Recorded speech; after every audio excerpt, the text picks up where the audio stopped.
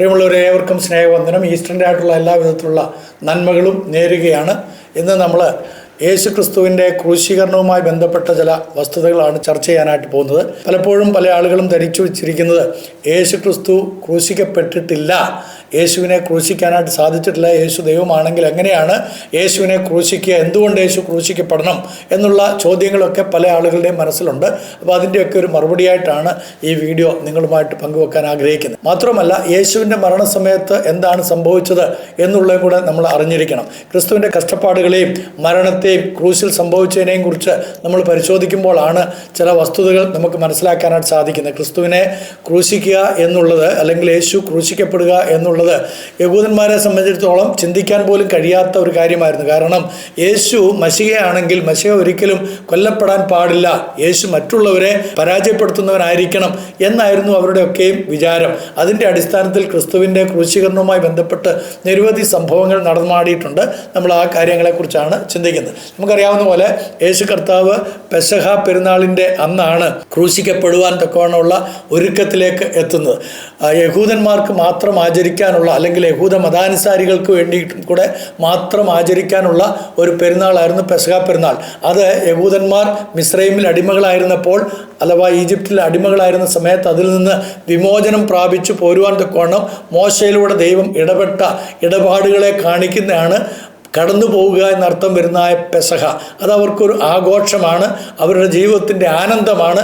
അവരെ സംബന്ധിച്ചിടത്തോളം പെസഹ എന്ന് പറയുന്നത് അവർക്കൊരു വിടുതലിൻ്റെ സന്ദേശമാണ്, വിമുക്തിയുടെയും വിമോചനത്തിൻ്റെയും വലിയ സന്ദേശമാണ്. അപ്പോൾ ആ സന്തോഷത്തിൻ്റെ നാളുകളിൽ അവർ പല സ്ഥലങ്ങളിൽ താമസിക്കുന്ന ആളുകൾ ഒരുമിച്ച് അവരവരുടെ ഭവനങ്ങളിൽ കൂടി വരികയും കുടുംബങ്ങളായിട്ട് തന്നെ ഈ പെസഹ ആചരിക്കാൻ തക്കവണ്ണം യെരുശലേം എന്ന് പറയുന്നതായിട്ടുള്ള അവരുടെ ദേവാലയ നഗരത്തിലേക്ക് വരിക എന്നുള്ളത് അവർക്ക് ഏറ്റവും പ്രധാനപ്പെട്ട ഒരു സംഭവമാണ്. ആ സംഭവത്തോട് ബന്ധപ്പെട്ടാണ് നമ്മുടെ കർത്താവായ യേശു ക്രിസ്തുവിൻ്റെ ക്രൂശീകരണവും നടക്കുന്നത്.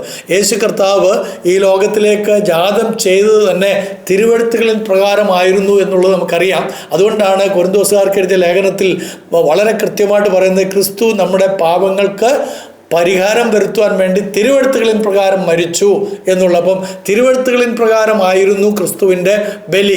യേശുവിനെ കുറിച്ചുള്ള ഏറ്റവും പ്രഥമമായ ആദ്യമായിട്ടുള്ള തിരുവെഴുത്തെന്ന് പറയുന്നത് തനാക്കിലാണ്. തനാക്ക് എന്ന് പറയുന്നത് തോറ, നാബിയം, കെത്തൂബിയം അടങ്ങിയതായിട്ടുള്ള യഹൂദന്മാരുടെ ഗ്രന്ഥം. അതിലെ ആദ്യ പുസ്തകമായിരിക്കുന്ന ഉൽപ്പത്തി പുസ്തകം 3-ാം അധ്യായത്തിൻ്റെ 15-ാം വാക്യത്തിൽ ക്രിസ്തുവിൻ്റെ യാഗത്തെക്കുറിച്ച് വളരെ കൃത്യമായിട്ട് അവിടെ പറഞ്ഞിരിക്കുകയാണ്.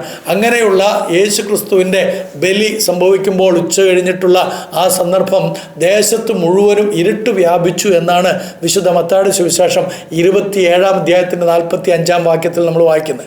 അത് ദൈവം ഇസ്രായേലിനെ പുറത്തു കൊണ്ടുവരുന്ന സമയത്തിന് തൊട്ട് മുമ്പായിട്ട് ഈജിപ്തിനെ ബാധിച്ചതുപോലെയുള്ള വലിയ ഒരു ഇരുട്ടാണ്. നമുക്കറിയാം, പുറപ്പാട് പുസ്തകം 10-ാം അധ്യായത്തിൻ്റെ 21-ാം വാക്യം അവിടെ നമ്മൾ വായിക്കുമ്പോൾ ദേശത്ത് വലിയൊരു ഇരുട്ടുണ്ടായി, ആർക്കും മറ്റുള്ളവരെ തിരിച്ചറിയാൻ കഴിയാത്ത വിധത്തിൽ, ഒരുത്തൻ മറ്റൊരുത്തനെ കാണാതെ വണ്ണം അത്ര ഇരുട്ടുണ്ടായിരുന്നു.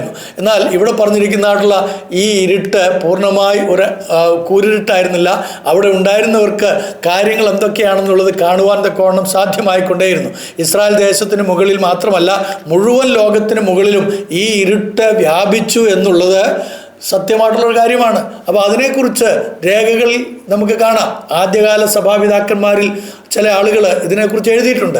ആദ്യകാല സഭാപിതാവും എഴുത്തുകാരനുമായിരുന്ന തെർത്തുല്യൻ എന്ന് പറയുന്ന പ്രഗത്ഭനായിട്ടുള്ള ആ സഭാപിതാവ് പറഞ്ഞിരിക്കുന്നത്, അക്കാലത്ത് റോമൻ സാമ്രാജ്യത്തിലെ അവിശ്വാസികൾക്ക് എഴുതിയ ഒരു ക്രിസ്തു മാർഗത്തിൻ്റെ പ്രതിരോധമായ അപ്പോളജറ്റിക്സ് എന്ന കത്തിൽ പറയുന്നത് ഇങ്ങനെയാണ്: ക്രിസ്തുവിൻ്റെ മരണസമയത്ത് വെളിച്ചം സൂര്യനിൽ നിന്ന് അകന്നു, ഉച്ചയ്ക്ക് ദേശം ഇരുണ്ടുപോയി. ആ അത്ഭുതം നിങ്ങളുടെ സ്വന്തം കണ്ണുകൊണ്ട് നിങ്ങൾ കാണുകയും അത് നിങ്ങളുടെ ഗ്രന്ഥങ്ങളിൽ വിവരിക്കുകയും ചെയ്തിരിക്കുന്നു. ആർക്കൈവുകളിൽ അഥവാ ചരിത്ര ഗ്രന്ഥങ്ങളിൽ ഇത് സൂക്ഷിച്ചു വെച്ചിട്ടുണ്ട്. അപ്പോൾ ക്രിസ്തുവിൻ്റെ മരണസമയത്ത്, അല്ലെങ്കിൽ ബലിയുടെ സമയത്ത് ലോകത്തിലുണ്ടായ കൂരിരുട്ടിനെ കുറിച്ച് ലോകത്തിൻ്റെ റോമൻ ചക്രവർത്തിമാരുടെ ഗ്രന്ഥങ്ങളിൽ വളരെ കൃത്യമായിട്ട് രേഖപ്പെടുത്തി വെച്ചിട്ടുണ്ട്. അപ്പം വേറെ ചില ആളുകളായിട്ട് യേശു ക്രിസ്തുവിൻ്റെ ക്രൂശിനോട് ബന്ധപ്പെട്ട്, അല്ലെങ്കിൽ യേശുവിൻ്റെ ക്രൂശീകരണവുമായിട്ട് ബന്ധപ്പെട്ട് ചില ആളുകൾ ചിന്തിച്ച് നിൽക്കുന്ന, മാറി നിന്ന് ചിന്തിക്കുന്നത് എങ്ങനെയായിരുന്നിരിക്കാം, എങ്ങനെ യേശു മരിക്കുകയില്ല, കാരണം അവൻ അവൻ ഒരുപാട് അത്ഭുതങ്ങളും അടയാളങ്ങളും ചെയ്താണല്ലോ, മരിച്ചവരെ ഉയർപ്പിച്ചവനാണ്. മാത്രമല്ല താൻ സകലത്തിൻ്റെ മേലും അധികാരമുള്ളവനാണ്, കാറ്റിനെയും കടലിനെയും ശാന്തമാക്കിയവനാണ്, സകല പ്രപഞ്ചത്തിൻ്റെയും ഉടയവനാണെന്നുള്ളതൊക്കെ കൂടെ ഉണ്ടായിരുന്നവർക്കറിയാം. അപ്പോൾ അവരെല്ലാം ധരിച്ചു വെച്ചത് കർത്താവ് ക്രൂശിൽ നിന്ന് ഏതെങ്കിലും തരത്തിലുള്ളൊരു മാജിക്ക് കാണിച്ചിട്ട് അല്ലെങ്കിൽ മാന്ത്രിക വിദ്യ കാണിച്ചിട്ട് അവിടുന്ന് വരികയും മാത്രവുമല്ല അവരെല്ലാം വെല്ലുവിളിച്ചുകൊണ്ട് യേശു ക്രൂശിൽ നിന്ന് ഇറങ്ങി വരുമെന്നൊക്കെയാണ് അവർ വിചാരിച്ചത്. അതുകൊണ്ടാണ് പറഞ്ഞത് നിന്നെ തന്നെ രക്ഷിക്കാമെന്നും നീ ദൈവപുത്രനാണെങ്കിൽ ക്രൂശിൽ നിന്ന് ഇറങ്ങി വാ എന്നൊക്കെ ആളുകൾ വെല്ലുവിളിക്കുന്നത്. പക്ഷേ യേശുവിൻ്റെ ക്രൂശ് മരണം അനിവാര്യമായിരുന്നു. വിശുദ്ധ മത്തായിയുടെ സുവിശേഷം 27-ാം അധ്യായത്തിന് 46-ാം വാക്യം നമ്മൾ വായിക്കുന്ന സമയത്ത് യേശു അവിടെ കടന്നുകൊണ്ട് ഏലി ഏലി ലെമ്മ ശബക്താനി എന്ന് വിളിക്കുന്നു. എൻ്റെ ദൈവമേ നീ എന്നെ കൈവിട്ടതെന്ത്. അത് നമുക്കറിയാം 22-ാം സങ്കീർത്തനത്തിൽ നിന്ന് എടുത്തിരിക്കുന്ന ഒരു ഉദ്ധരണിയാണ് 1-ാം വാക്യം. നമുക്കറിയാവുന്ന പോലെ ദാവീദ് എഴുതിയിരിക്കുന്നതാണ് 22-ാം സങ്കീർത്തനം. എപ്പോഴാണ് എഴുതിയെന്ന് അറിയണ്ടേ? യേശു മനുഷ്യാവതാരം എടുക്കുന്നതിന് 1040 വർഷം മുമ്പ്, ഇന്നേക്ക് BC 3040 വർഷം മുമ്പ് എഴുതി വെച്ചിരിക്കുകയാണ് ദാവീദ്. എന്താണെന്നറിയാമോ? യേശു ക്രിസ്തുവിൻ്റെ ക്രൂശ് മരണത്തിൻ്റെ സമയത്ത് യേശു കർത്താവ് പിതാവായ ദൈവത്തോട് ഏലി ഏലി ലെമ്മ ശബക്താനി എന്ന് വിളിക്കും പറയും എന്നുള്ളത് ഒന്ന് ആലോചിച്ച് നോക്കിയേ. അപ്പോൾ ക്രിസ്തുവിൻ്റെ ക്രൂശ് മരണം എന്ന് പറയുന്നത് എതിർച്ച സംഭവിച്ചല്ല, മറിച്ച് പ്രവചനങ്ങളുടെ എല്ലാം പ്രവചന പൂർത്തീകരണമായിട്ട് സംഭവിച്ചതാണ്. അപ്പം ആ യേശു ഏലിയാവിനെ വിളിക്കുന്നു എന്നാണ് ചില ആളുകൾ ധരിച്ചു വെച്ചത്. അത് യേശു പറഞ്ഞത് എന്താണെന്ന് കേട്ടിട്ട് ഭാഷ മനസ്സിലാകാത്ത ആളുകൾ ധരിച്ചത് യേശു ഏലിയാവിനെ വിളിക്കുകയാണ്, അതുകൊണ്ട് ഏലിയാവ് വരും. ഏലിയാവ് യഹൂദന്മാരുടെ ഒരു പ്രധാനപ്പെട്ട പ്രവാചകനാണ്. അപ്പോൾ ആ ഏലിയാവ് വരികയും യേശുവിനെ ആ ക്രൂശിൽ നിന്ന് രക്ഷപ്പെടുത്തുകയും അങ്ങനെ തൻ്റെ വിമർശകരെയും ശത്രുക്കളെയും ആശയക്കുഴപ്പത്തിലാക്കുകയും ചെയ്യും എന്ന് അവർ ധരിച്ചു. യേശു ക്രിസ്തുവിൻ്റെ ശത്രുക്കളായിട്ടുള്ളവർ ലജ്ജിച്ചു പോകും എന്നാണ് അവർ വിചാരിച്ചുകൊണ്ടിരുന്നത്. കാരണം ആ സമയത്ത് യേശുവിൻ്റെ മരണത്തിൻ്റെ ആവശ്യകത അവർക്ക് മനസ്സിലായില്ല. അവർ ധരിച്ചു വെച്ചിരുന്നത് എല്ലാവരെയും പരാജയപ്പെടുത്തിയതിന് ശേഷം മാത്രമേ മശിഹ ഛേദിക്കപ്പെടുകയുള്ളൂ എന്നാണ്. എന്നാൽ യേശു തൻ്റെ മരണത്തിലൂടെയാണ് എല്ലാവരെയും വിൻ ചെയ്യുന്നതെന്നും വിജയിക്കുന്നതെന്നും പാപത്തെയും ശാപത്തെയും പാപത്തിൻ്റെ പരിണതഫലമായിട്ട് മനുഷ്യവർഗത്തിനുണ്ടാകാൻ പോകുന്ന മരണത്തെയും തകർക്കുന്നത് തൻ്റെ മരണത്തിൽ കൂടെയാണെന്നുള്ള ആ വസ്തുത അപ്പോൾ അവർക്ക് ഉൾക്കൊള്ളുവാൻ സാധിക്കാഞ്ഞത് കൊണ്ടാണ് അവരങ്ങനെ ചിന്തിച്ചത്. ഉയർത്തെഴുന്നേറ്റവനായ യേശു വെളിപ്പാട് പുസ്തകം 1-ാം അധ്യായത്തിൻ്റെ 18-ാം വാക്യത്തിൽ പറയുന്നുണ്ട്, ഞാൻ മരിച്ചവനായിരുന്നു, എന്നാൽ ഇതാ എന്നേക്കുമായിട്ട് ഉയർത്തെഴുന്നേറ്റിരിക്കുന്നു, മരണത്തിൻ്റെയും പാതാളത്തിൻ്റെയും താക്കോൽ എൻ്റെ കൈവശമുണ്ട്. അപ്പോൾ ഉയർത്തെഴുന്നേറ്റവനായ ആ യേശുവിൻ്റെ ആ ശക്തി അവർക്ക് അന്ന് മനസ്സിലാക്കാൻ കഴിഞ്ഞില്ല. അതുകൊണ്ട് യേശുവിൻ്റെ പകര മരണത്തിലൂടെ മാത്രമേ ദൈവജനത്തിന് പുതിയ ജീവൻ ലഭിക്കൂ എന്നും തൽഫലമായി ദൈവത്തിൻ്റെ സ്നേഹവും നീതിയും വ്യക്തിപരമായി നമുക്ക് ലഭിക്കുകയുള്ളൂ എന്നും അതുകൊണ്ട് തന്നെ പാപത്തിന് ഒരു വില കൊടുക്കണം, ആ വില തൻ്റെ ജീവനാണെന്നുള്ള പരമമായ സത്യത്തെ അവർക്ക് ഗ്രഹിക്കുവാൻ ക്രൂശിൻ്റെ ചുവട്ടിൽ നിൽക്കുന്നതായിട്ടുള്ള ആളുകൾക്കന്ന് സാധിച്ചില്ല. എന്നാൽ യേശു നമുക്ക് പകരം പാപവാഹകനായി മരിക്കേണ്ടി വന്നു. അതിനു വേണ്ടിയിട്ടാണ് താൻ ഈ ലോകത്തിലേക്ക് വന്നത്. യേശുവിനെ കുറിച്ചുള്ള ആദ്യ പ്രവചനം ഉൽപ്പത്തി പുസ്തകം, തനാക്കിലെ ആദ്യത്തെ പുസ്തകമായ തനാക്കിലെ ഉൽപ്പത്തി പുസ്തകം 3-ാം അധ്യായത്തിൻ്റെ 15-ാം വാക്യത്തിലാണ്. അതിൻ്റെ പൂർത്തീകരണം പോലെയായിരുന്നു ക്രിസ്തുവിൻ്റെ മരണം. താഴോട്ട് നമ്മൾ യോഹന്നാന്റെ സുവിശേഷത്തിൽ 19-ാം അധ്യായത്തിന് 31-ാം വാക്യത്തിൽ വായിക്കുമ്പോൾ അന്ന് ഒരുക്ക ദിവസമായിരുന്നു, ആ സബത്ത് വലിയ ശാബത്തായിരുന്നു എന്ന് വായിക്കുന്നുണ്ട്. അതുകൊണ്ട് തന്നെ ഒരു കാര്യം നിങ്ങളുമായിട്ട് പങ്കുവെക്കാൻ ഞാൻ ആഗ്രഹിക്കുകയാണ്. നമ്മൾ ഇന്നത്തെ ഈ കലണ്ടറിൻ്റെ അടിസ്ഥാനത്തിലാണ്, ഇപ്പോൾ നമുക്കുള്ള ഗ്രിഗോറിയൻ കലണ്ടറിൻ്റെ അടിസ്ഥാനത്തിലാണ് പെസഹ വ്യാഴാഴ്ചയെന്നും ദുഃഖ വെള്ളിയാഴ്ചയെന്നും ഒക്കെ പറയുന്നത്, ഈസ്റ്റർ ഞായറാഴ്ച എന്നൊക്കെ പറയുന്നത് ഇപ്പോൾ നമുക്ക് കിട്ടിയിരിക്കുന്നത്. അത് 1583 ഒക്ടോബർ മാസം 15-ാം തീയതി ഉണ്ടായ കലണ്ടറാണെന്നുള്ള മറക്കരുത്. ഗ്രിഗറി 13-ാമൻ്റെ കാലത്താണ് ഈ കലണ്ടർ ഉണ്ടായിരിക്കുന്നത്. എന്നാൽ യഹൂദന്മാരെ സംബന്ധിച്ചിടത്തോളം ആ കലണ്ടറിൻ്റെ അടിസ്ഥാനത്തിലല്ല അവർ പെസഹ ആചരിക്കുന്നത്. ഞാൻ ഈ വർഷത്തെ അവരുടെ പെസഹ തിരുനാൾ എന്നാണ് എന്നറിയാൻ വേണ്ടി പരിശോധിച്ചപ്പോൾ മനസ്സിലാക്കാൻ സാധിച്ചത്, ഈ കഴിഞ്ഞ 12-ാം തീയതി ഏപ്രിൽ 12-ാം തീയതി ആയിരുന്നു അവരുടെ ആദ്യത്തെ പാസ്കലിന്റെ സെഡാർ അല്ലെങ്കിൽ ഭക്ഷണം, ആദ്യത്തെ ഭക്ഷണം. 13-ാം തീയതി ആയിരുന്നു രണ്ടാമത്തെ ഭക്ഷണം. അപ്പം അവരെ സംബന്ധിച്ചിടത്തോളം അത് ശനിയാഴ്ച ആയിരുന്നു, അന്ന് നമ്മൾ പറയുന്ന പോലെ വ്യാഴാഴ്ചയല്ല. അപ്പോൾ ഓരോ വർഷത്തിലും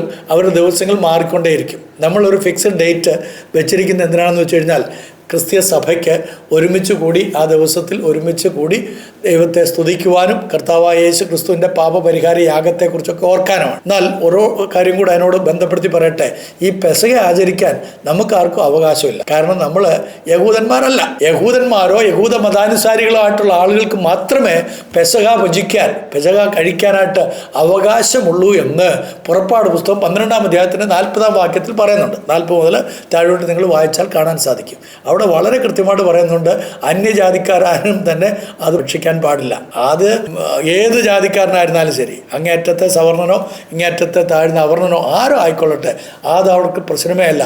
യഹൂദനല്ലാത്തവരെല്ലാം അവർ കാണുന്ന വിജാതീയനായിട്ട്. അതുകൊണ്ട് നിങ്ങൾ എത്ര പാരമ്പര്യം പറയുന്ന ക്രൈസ്തവരാണെങ്കിലും നിങ്ങളെ അവർ കാണുന്ന വിജാതീയനായിട്ടാണ്. അതുകൊണ്ട് നിങ്ങൾക്ക് പെസഹ ആചരിക്കാൻ അവകാശമില്ല. എന്നാൽ നമുക്കെല്ലാവർക്കും വേണ്ടി ഒരു പെസഹ കുഞ്ഞാട് അറുക്കപ്പെട്ടിട്ടുണ്ട്. അത് മിസ്രൈമിൻ്റെ അടിമത്തത്തിൽ നിന്ന് ഇസ്രായേൽ മക്കളെ വിടുവിച്ചു കൊണ്ടുവന്നവനായ മോശയോടൊപ്പം ചേരുവാനായിട്ടോ മോശ കൊണ്ടുവന്നായിട്ടുള്ള ആ ജനത്തെ അവരുടെ ഉത്സവമായിട്ട് ആചരിക്കാനായിട്ടോ അല്ല, മറിച്ച് പാപത്തിൻ്റെ ശിക്ഷയായിരിക്കുന്ന നിത്യമരണത്തിൽ നിന്ന് വീണ്ടെടുത്തവനായ ക്രിസ്തുവിനെ കുറിച്ചുള്ള ഓർമ്മയെ പുതുക്കാനായിട്ടുള്ള ഒരു പെസഹ. അത് നമ്മൾ എല്ലാ ദിവസവും ആചരിക്കാവുന്നതാണ്. എല്ലാ ദിവസവും നമ്മൾ കൂടി വരുമ്പോഴൊക്കെ ആചരിക്കാവുന്നതായിട്ടുള്ള ഒരു പെസഹയാണ്.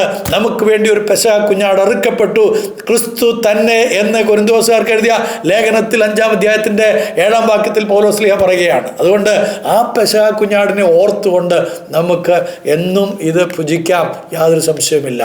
എന്നാൽ ഈ പെസഹ കുഞ്ഞാടിനെ അറുക്കുന്നതായിട്ടുള്ള സമയത്ത് ഇസ്രായേൽ മക്കൾക്ക് ചില കണ്ടീഷൻസ് ഉണ്ടായിരുന്നു. അതെന്താണെന്ന് വെച്ച് കഴിഞ്ഞാൽ അതെല്ലാം തന്നെ ക്രിസ്തുവിലേക്ക് വിരൽ ചൂണ്ടുന്നതായിരുന്നു, അല്ലെങ്കിൽ യേശു ക്രിസ്തുവിൻ്റെ നിഴലായിട്ടായിരുന്നു അവർ ചെയ്തുകൊണ്ടിരുന്നത്.